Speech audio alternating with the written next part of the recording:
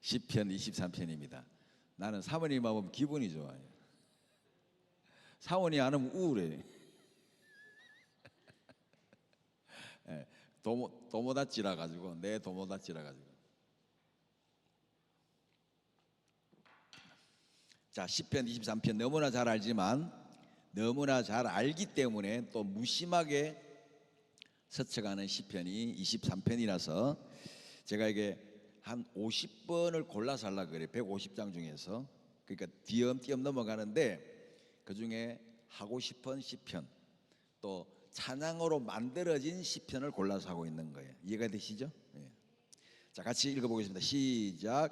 여호와는 나의 목자시니 내가 부족함이 없으리로다. 그가 나를 푸른 풀밭에 누이시며 쉴만한 물가로 인도하시는도다. 내 영혼을 소생시키시고 자기 이름을 위하여 의의 길로 인도하시는도다. 내가 사망의 음침한 골짜기로 다닐지라도 해를 두려워하지 않을 것은 주께서 나와 함께 하심이라. 주의 지팡이와 막대기가 나를 안위하시나이다. 주께서 내 원수의 목전에서 내게 상을 차려주시고 기름을 내 머리에 부으셨으니 내 잔이 넘치나이다.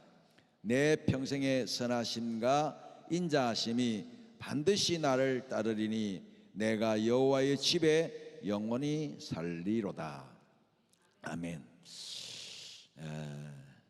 전 세계에서 이 시간에도 읽혀지고 있는 성경 구절은 바로 이것입니다. 특히 모든 미국 영화에는 장례식 장면이 나오면 흑인 목사든 백인 목사든 아시아계 목사든 꼭 이 시편을 읽고 음악이 쫙 깔리면서 클로즈업이 되거나 롱루즈가 되면서 이 이야기가 나옵니다.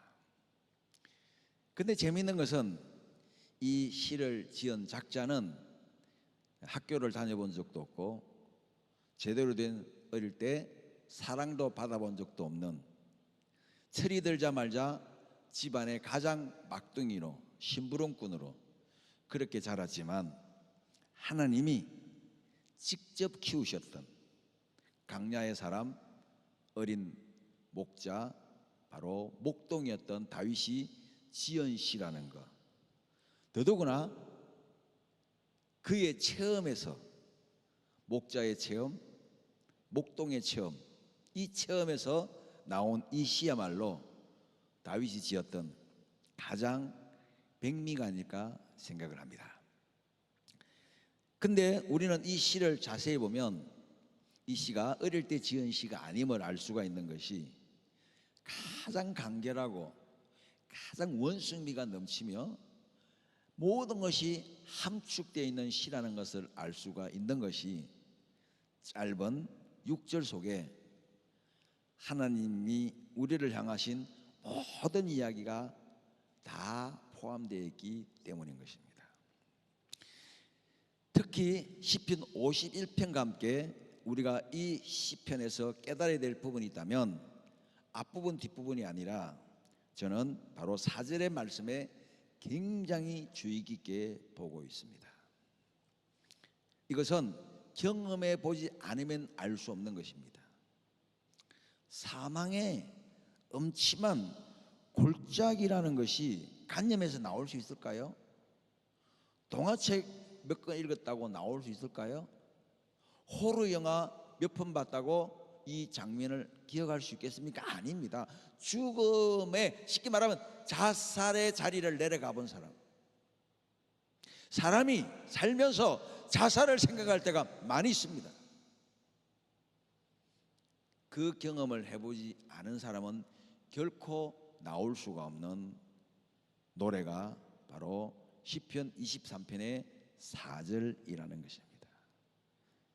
그래서 오늘은 조금 무거운 주제가 될 수 있기 때문에, 그러나 무거운 주제지만 반드시 교회가 기억해야 될 사역이고 또 해내어야 하고, 한국 기독교 150년 역사 속에 반드시 이제는 해야 될 과업 중에 하나가 바로 자살의 위기에 이른 사람에 대한 교회의 역할입니다. 잠시 영상을 보여주셨으면 대단히 고맙겠습니다. 제가 세종중앙침례교회를 너무너무 사랑하는 건 바로 이 영상 때문입니다. 얼마나 멋있습니까? 조금만 확대해 주시고, 제가 이게 제가 좋아해서 그런지 유튜브를 보다 보면 인공지능에 따라서 자꾸 나오잖아요. 이게 자꾸 저한테 걸려요. 가슴이 아파요. 볼 때마다 가슴이 아파요. 불 좀 꺼주시고 좀 무도 잡고 한번 들어봅시다. 사모님이 지난 주간에 노래방 좋아하시냐고 했는데 노래방 좋아합니다.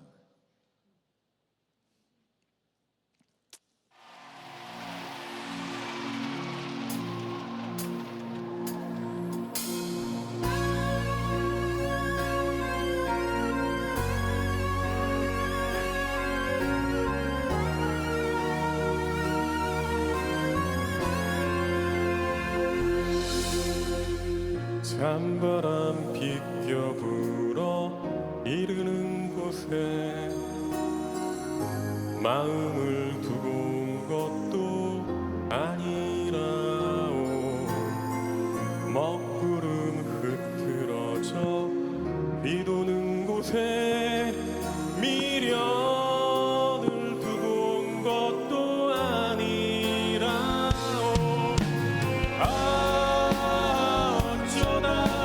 생각이 나면 그리운 사람이 있어 밤을 지새고 가만히 생각하면 아는 힘먼 곳이라 허전하니 내 맘에 눈물 적시네.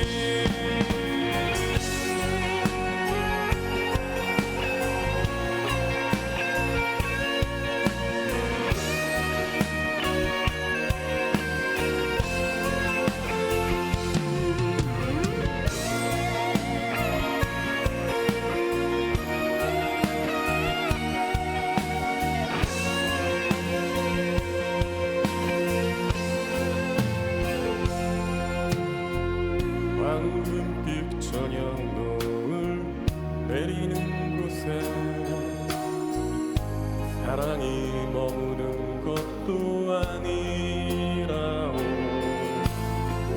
호숫가 푸른 숲속 아늑한 곳에 내 님이 머무는 것도 아니라오.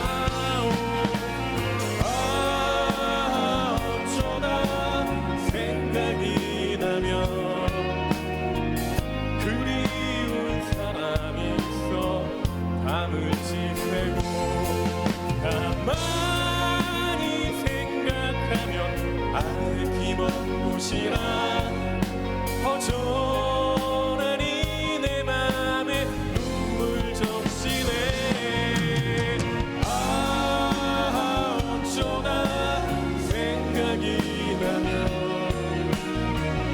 그리운 사람이 있어 밤을 지새고 가만히 생각하면 아는 힘먼 곳이라 허전하니 내 맘에 눈물 적시네.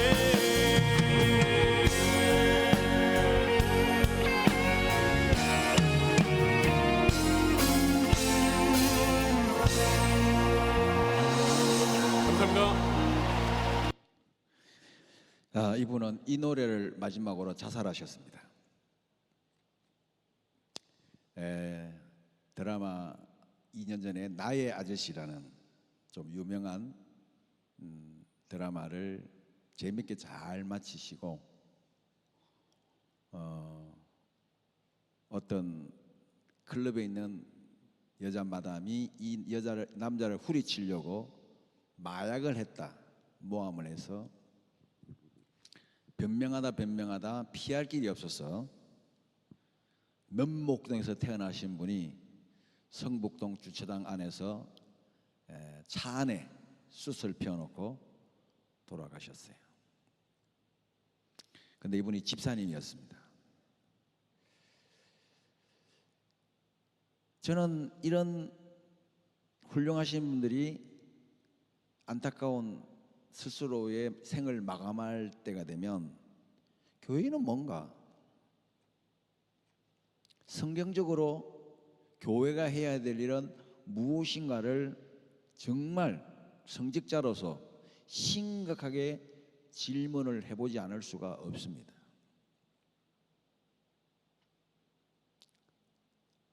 세계 기독교 조사 2000년이 넘었고 한국 복음 전례 150년이 넘었는데 왜 이런 분들에게 대하여 마지막으로 피할 수 있는 도피성을 만들어주지 못하는가? 사망의 음침한 골짜기로 내려가 있는 사람들이 이 순간에도 얼마나 많이 있습니까? 전 세계 자살률 1위. 생계 때문에 자살한 사람은 그 중에 5%도 안 돼요. 억울한 일을 당해서. 정말 조금만 도와주면 충분히, 누가 그러더라고요? 살자를 거꾸로 하면 자살이라고, 자살을 거꾸로 하면 살자라고. 순간만 도와줘도 되는데 여러분들은 자살의 충동을 느낀 적이 솔직히 없나요? 있어요? 무시라. 나도 있다. 나도 있어요. 빚쟁이한테 시달렸을 때 나가 말이야. 그리고 창피한 일을, 감당할 수 없는 창피한 일을 만났을 때 죽고 싶어요. 그게 바로 사망의 음침한 마귀가 오는 거예요. 순간만 넘기면 되는데. 자, 보세요. 태초에 선악과를 따먹었던 아담 부부는 제일 먼저 택한 것이 어디로 가는 겁니까? 음침한 골짜기에 숨어버렸어요. 성경에 나오는 위대한 인물들도, 심지어는 능력의 종 엘리야도 내가 사는 것이 옳지 않사오니 죽여달라고 했어요.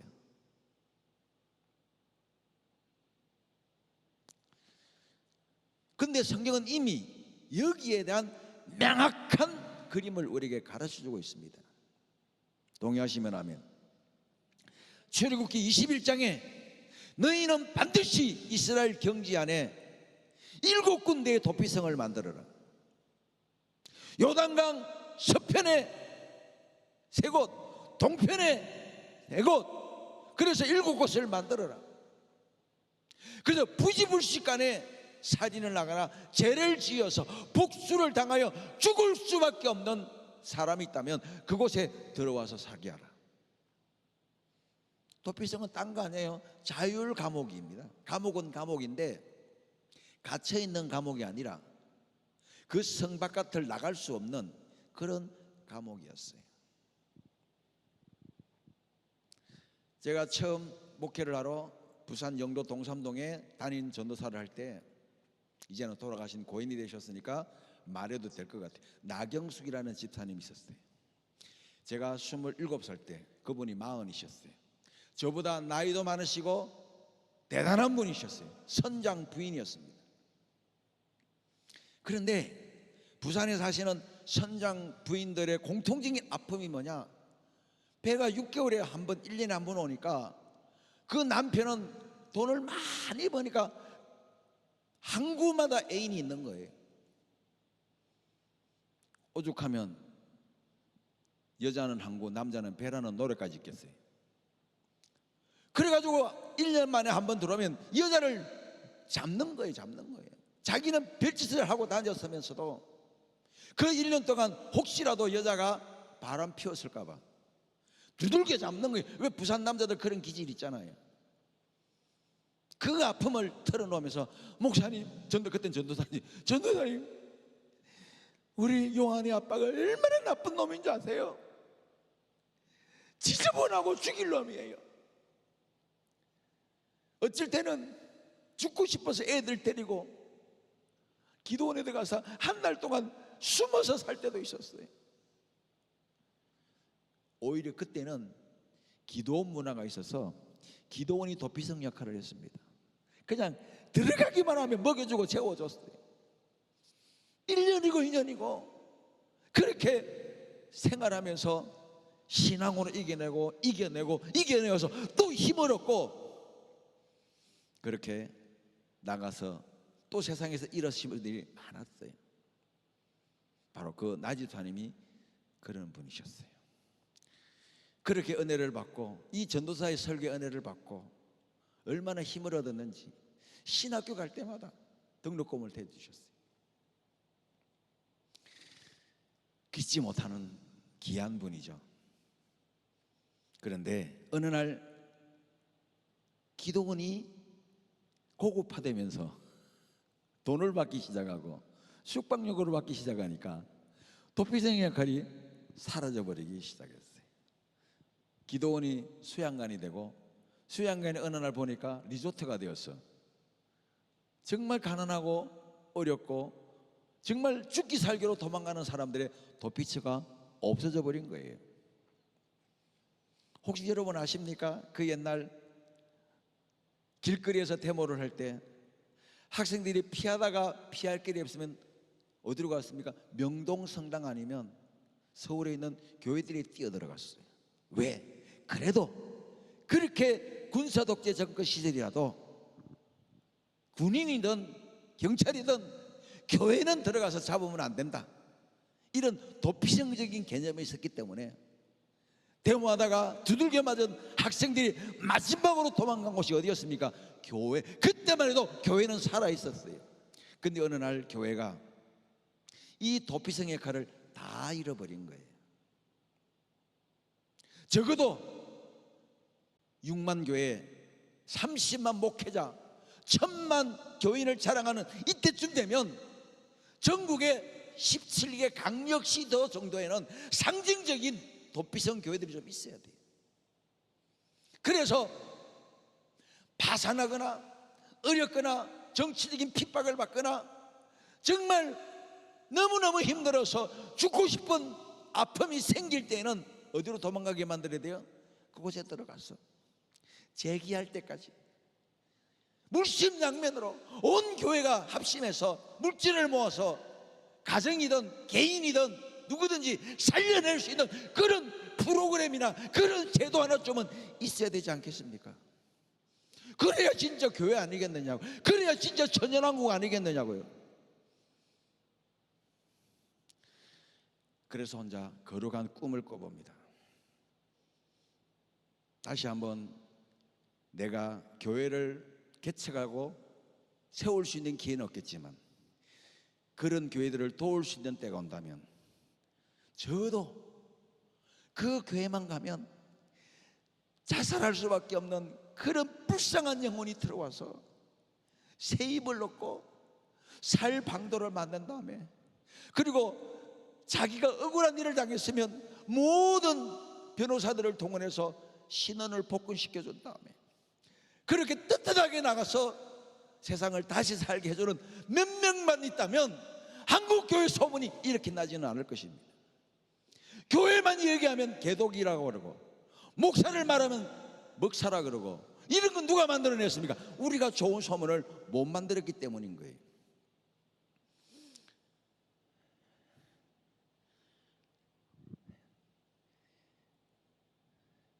에스겔서 16장 6절에는 유명한 이 말씀이 나옵니다. 죽지 마라. 너희는 피를 흘릴지라도 살기를 바란다. 피를 흘릴지라도 산다. 그게 뭘까요? 피를 일부 흘리는 아픔이나 손해를 감당할지라도 목숨만은 부자라는 것 아니겠습니까? 실제로 미국에서 이런 사건이 있었어요. 등산을 너무너무 좋아하는 어떤 등산객이 계곡을 내려가다가 팔이 돌에 끼어버렸어요. 어떻게 끼었는지 빠져나오질 않는 거예요. 하루 이틀이 지났는데 아무도 구조의 손길이 오지 않을 때 그가 택할 수 있는 마지막 방법은 뭐였느냐? 등산용 칼을 가지고 그의 팔을 잘라냈습니다. 왜요? 그렇죠. 피를 흘릴지라도 사는 길을 택하라고 성경은 말합니다. 그래야 뭐가 오기 때문이야? 내일이라는 미래가 올 수 있고, 내일이라는 미래 속에는 너무나 많은 기회들이 포함되어 오기 때문에 그 중에 한 기회만 잘 잡아도 우리의 모든 실패했던 인생과 삶을 회복할 수 있는 길이 있기 때문에 교회가 말씀이 강단이 목회자가 해야 될 일은 바로 뭐예요? 살 수 있는 기회를 다시 한번 만들어주는 것인 것입니다. 그것이 바로 도피성입니다. 아멘입니까? 근데 도피성은 언제 나올 거에 들어가면, 출애굽기에 보면 도피성에 들어간 자는 복수하는 자로부터 지켜야 되며 그는 거기서 살지니, 그러나 대제사장이 죽는 해에는 그가 거기서 나오리라고 되어 있습니다. 내가 실수로 사람을 죽일 수 있어요. 실수로 다치셨어요. 그러나 억울한 일을 당한 사람 어때요? 복수의 칼을 갈고 옵니다. 다윗처럼 어떤 여인을 사랑해서 갑자기 음욕이 일어나서 품을 수 있어요. 왜 강간과 간통이 우리에게는 없다고 생각하세요? 우리에게도 실수가 있을 수 있어요. 그러면 성경은 말합니다. 그 남편이 너를 죽이려고 복수할 것이니 어떻게 하라는 것이면 피하라고 하는 거예요. 어디로? 도피성으로. 그 분노가 가라앉을 때까지, 그 아픔이 식을 때까지, 보상금을 안 들 때까지 살아있으라는 거예요. 그러나 올해 들어가도 내년에 대제사장이 살아나면 어떻게 하는 거예요? 나올 수 있어요. 근데 제사장이 좀 젊었을 때 돼서 장수에서 90까지 살면 40년도 거의 있어야 돼요. 그래서 이 도망 들어간 모든 죄인들은 누구의 죽음으로 대속된다는 거예요? 대제사장의 죽음으로 죄가 대속된다는 거예요. 자, 결국 이것은 무엇을 예표하는 걸까요? 그렇습니다.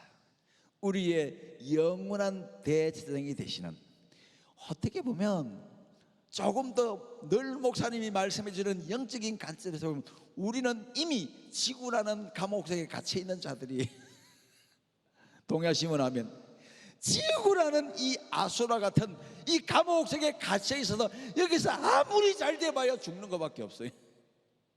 근데 우리가 이 도피성을 떠나서 하나님이 내려주시는 새하늘과 새 땅이라는 영원한 도성에서 살 수 있는 길은 누가 돌아가셔야 되는 거예요?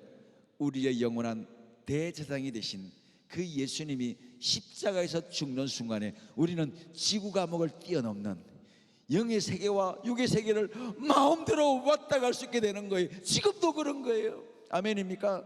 이미 여러분 속에 하나님 나라가 임했기 때문에 나는 이 땅에 사는 것은 이 땅일 뿐 내 영은 이미 어디가 있는 거예요? 천국에 가 있는 사람들 아닙니까? 아멘입니까? 뭐 교회 얼마도 안 해도 벌써 그런 게 느껴요. 따봉. 그렇습니다, 여러분. 예수님도 말씀하셨습니다. 마태복음 19장 13절에 나는 도피성 밖에 있는 의인을 부르러 온 것이 아니요, 나는 도피성 속에 숨어있는 누구를 찾으러 왔다? 죄인을 찾으러 오셨다고 말씀하고 있습니다. 예수님이 오신 목적을 분명히 했어요.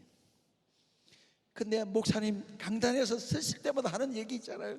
왜 한국 교회는 죄인을 찾지 않고 의인을 찾고 부자를 찾고 근세자를 찾는다고 우리에게 뭐라 그러시잖아요. 왜 모든 관심이 교회에 와서 헌금 많이 할 사람, 행세 많이 할 사람을 찾느냐고 우리를 꾸짖지 않습니까? 동의합니다. 주님은 의인을 부르러 온 적이 없어요. 죄인을 부르러 오셨어요. 도피성에 갇혀 있는 사람, 사망의 음침한 골짜기 속에 있는 사람을 찾아오신 줄 믿으시기를 예수님의 이름으로 축원합니다. 누가복음 19장 10절에서 주님은 또 뭐라 그러셨습니까? 나는 99마리의 집안에 있는 양을 위하여 온 것이 아니니라. 한 마리의 잃어버린 양, 도피성에 갇혀서 꼼짝달싹 못하는 그 양을 위하여 왔노라고 분명히 자기 이야기를 하셨어요. 근데 여러분, 지난 며칠 동안 여러분은 어느 양을 찾아다니셨나요? 어느 양을 구하러 다니셨나요? 한 마리의 잃어버린 양. 오늘 내가 그분 곁에 없으면 생을 마감할 것 같고, 이제 견딜 만큼 견뎠어요. 이제는 대책이 없어요. 약 준비해놨어요. 저 언제 죽어도 안 할 거예요 하는 이런 사람. 그래요. 어쩌면 그런 분들은 데리고 오면 교회에 얼른 힘이 안 되고 교회에 짐이 될지 몰라요. 근데 교회는 짐되는 사람을 찾아다녀야 되는 거예요. 그리고 그들을 변화시켜서 힘이 되는 사람으로 만들어낼 때 그것이 바로 성령이 드러나는 줄 믿으시기를 축원합니다. 괜히 앞에 앉혀놨네. 할렐루야. 은혜 많이 받으시니 감사합니다. 자, 여러분, 사망의 음침한 골짜기는 오늘 내가 평온한 초원과 물가에 있는 것으로 산다 할지라도 내일 내가 사망의 음침한 골짜기가 드러날지 모릅니다. 셜록 홈즈에 나오는 얘기인데요, 이분이 이 영국 그 정치인들의 부패상을 보고 너무너무 기분이 안 좋아가지고 셜록 홈즈의 이름으로 전 국회의원에게 편지를 보냈답니다. 잘 모르게. 의원님, 드디어 의원님의 모든 부정부패 비리가 다 드러났습니다. 오늘 밤 즉시 런던을 떠나십시오. 소설입니다. 진짜 아니고 30명이 다 도망갔답니다. 무슨 말인지 알겠죠? 우리가 누군가 24시간 따라다니는 CC 카메라를 촬영한다면 나는 흑암의 자리에 있을 때가 훨씬 더 많아요. 지금 드러난 죄인이냐 아직 숨겨진 죄인이냐 차이일 뿐이고, 우리는 모두가 늘 사망의 음침한 골짜기와 빛의 골짜기 사이를 건너가고 있는 거예요.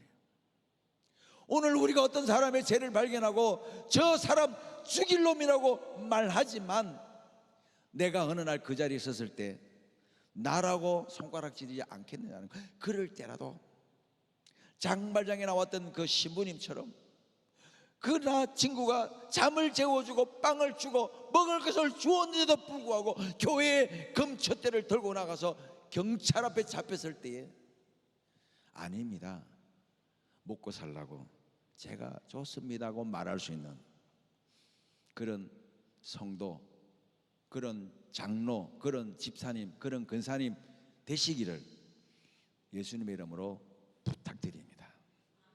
아멘입니까? 왜요? 살려내야 되기 때문입니다. 그래서 예수님은 명확하게 말씀하셨습니다. 육은 죽이는 것이요 영은 살리는 것이라. 살리는 것이 영이다. 육은 무익하는 것이요 죽인 것이로되 영은 살려내는 것이라고 했습니다. 살리는 방향으로 하는 새하얀 거짓말은 거짓말이 아니라고 주님이 말씀하는 거예요. 살리는 용도로 거짓말했다면 그건 거짓말이 아니라 복음이라는 거예요.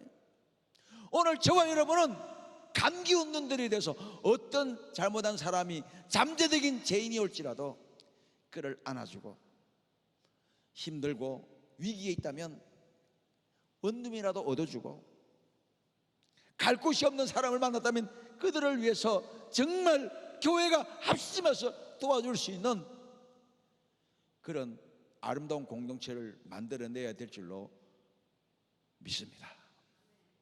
이건 여담인데 마지막으로 우리 교회, 우리나라의 가장 큰 포럼에 저를 한번 초청한 적이 있어요. 기독교 포럼에. 저보고 이제 작가니까 목사님, 한국 교회가 너무 사회적인 신임도가 낮는데 이거 좀 행복할 수 있는 방법, 아이디어를 좀 달래요. 너무너무 간단합니다. 기금을 한국 교회가 1천억만 좀 만듭시다. 1천억이면 이자만 가지고도 좋은 일을 할 수 있는데, 다른 좋은 일은 지금 중요하지 않고 기독교 공익 광고를 만듭시다. 매달 한 개씩.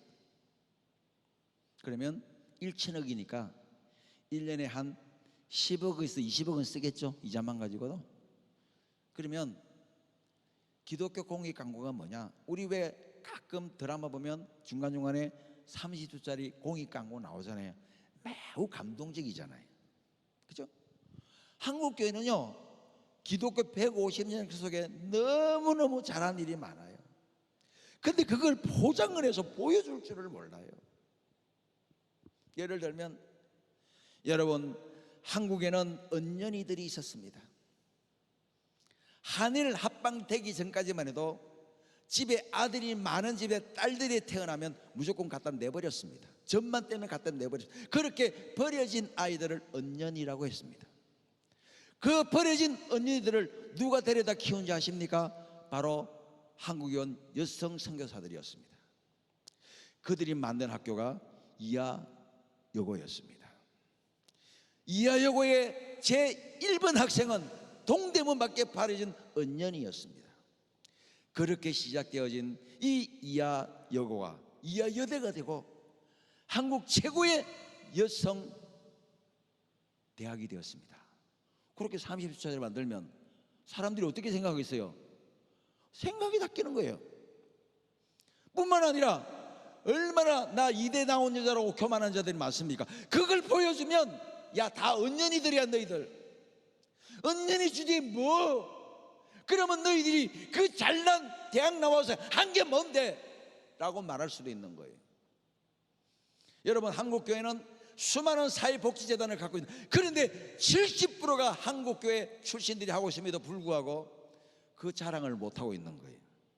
그런 걸 좀 만들어서 한국교회는 복지를 모를 때 복지를 시작했고, 한국교회는 구제를 모를 때 구제를 시작했고, 한국교회는 급식이 없을 때 감리교 재단에서 태아복지재단을 만들어서 아이들에게 이유식을 해주기 시작했다. 이것이 한국교회의 힘들하고 30초짜리만 더 한 달만 틀어버리면 교회를 보는 인식이 달라질 텐데 전부 개교주의에 빠져가지고 그렇게 힘을 합칠 줄도 모르고 좋은 소문을 낼지 모르니까 개독이라고 노력하는 그 안티 기독교인들이 교회를 나쁠만 만들어서 퍼뜨리도록 내버려 둬버린 거예요. 바로 그것입니다. 사랑하는 여러분, 이제 한국교회는 스스로 돌아보면서 우리가 어디에 잘했고 어디에 부족한지를 깨달아야 됩니다. 그리고 가장 좋은 것은 제가 정장복 교수님한테 들은 말이 있어요. 깨달은 사람이 사명자다. 우리가 깨달았다면 우리가 하면 되는 거예요. 그래서 저는 우리 세종중앙교회에 거대한 기대를 갖고 있습니다. 꿈꾸었던 것들을 이루어내고 드러낼 수 있도록, 그래서 실천해내고 작품을 만들고, 그리고 그것이 계속적으로 선순환으로 연쇄 반응을 일으킬 수 있도록 만들어내는 기폭제가 될 수 있기를 주님의 이름으로 부탁드리겠습니다. 할렐루야. 재미있는 23편을 가지고 무겁게 전했음을 용서하시고 우리 영상 음악을 좀 들으시면서 한 5분간 말씀을 한번 묵상하면서 내 기도 제목을 찾을 수 있기를 바랍니다. 불 좀 꺼주시고 여호와는 나의 목자시니 한번 찬송 들어보겠습니다.